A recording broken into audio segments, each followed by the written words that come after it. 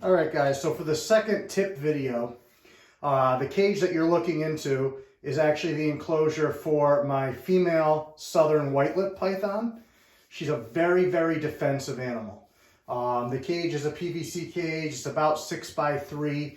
She's actually a very large white-lip. I don't know her exact measurement because I can't put my hands on her, but she's somewhere in the 8 to 9 foot range, which is a very good size for the species.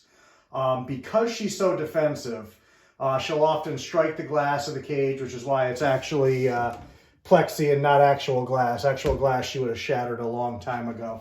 It's also why she has a large water tub. It's a 32-quart tub that's in there with water.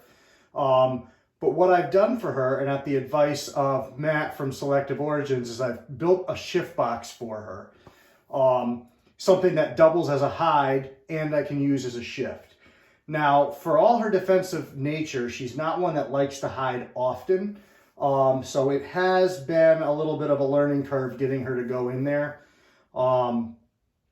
So what I did is I have a tub. I forget what the size is. It's probably about a 34-quart tub, but she's actually in here now. And what it has is that's a 4-inch PVC clean out on the end. And there's a hole saw that we use to go in here, cut a hole and install this in. It's in here, it fit perfect, so it's nice and tight. And this actually screws in and unscrews so that I'm able to get her out of the cage so that I can work in there.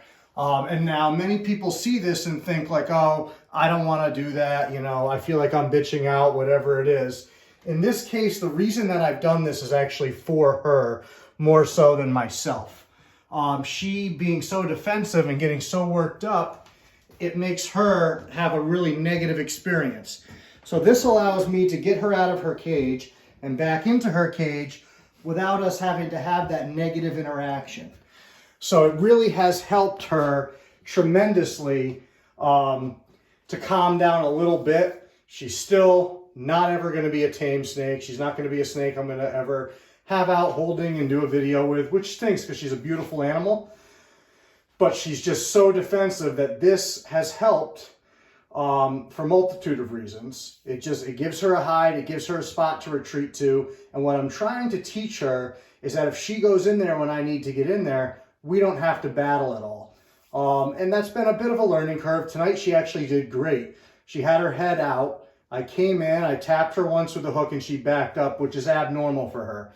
But I am also playing around with her temperature right now, and I've dropped her temperature down quite a bit, and that seems to have her calm down as well. And when I say quite a bit, it's still within her range. It's just towards the middle or lower end of her range, so her hot spot isn't quite as warm as the upper end would normally be.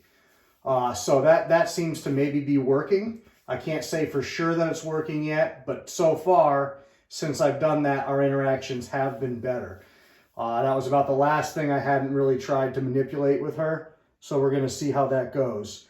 But the shift box idea I got from Matt was because ultimately my goal was to breed her. I do have a pair of these.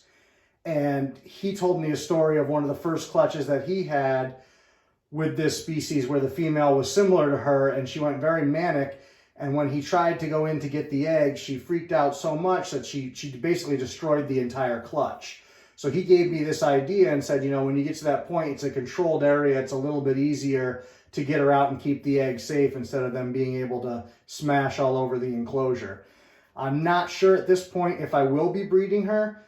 Her behavior with her defensive nature, she's actually gone after herself on several occasions. So I'm very concerned for the male's safety. So unless I see a good 6 months or more of her really not having those kind of moments, I won't even think about introducing him. She'll just be a very expensive pet, and that's okay too. Part of this in the tip is keeping on the animal's terms. She doesn't want me to touch her. This makes her happier, or whatever term you want to use, but it makes it less stressful for her, and that's important to me. I don't want to get bit by her, but that's less important to me than her feeling comfortable with our interactions. And since she won't let me touch her, she doesn't like to be touched with the hook, this is a way that we can avoid both of those situations and seems to work well for her. The hardest part of this is getting this on quickly.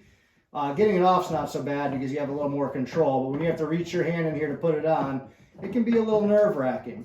And you never know if she's going to come flying right out. Her head's right there right now, right at the entrance of it. I don't know if you can see it or not. I'm going to lock this up. It's important, obviously, with locked cages to always make sure that you do lock them. I don't think she's going to come out. And of course, there's glare. But she is right in there. She's a beautiful animal. It's a shame that she hates me so much. But that's my tip for you. If you have a snake that's defensive and it's really stressing the animal out, this is a way that you can kind of make your interactions a little bit less stressful on the animal. Alrighty, thanks guys. Oh, and you can see my female olive python up in the cage above. She just wants food, so she's moving around quite a bit.